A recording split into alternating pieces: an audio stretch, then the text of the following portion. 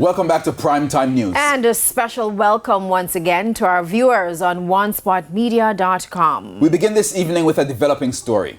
More than 50 illegal guns were seized in Freeport, Montego Bay, St. James this afternoon following a joint operation which included members of the Counter-Terrorism and Organized Crime Investigation Branch, Jamaica Customs, and U.S. law enforcement agents. According to police reports, 5 rifles and 54 handguns, as well as over 100 rounds of ammunition were found in a shipment originating from overseas. Now, this is the same location where some 22 illegal firearms were seized recently. The operation is ongoing, and we'll have more in subsequent newscasts.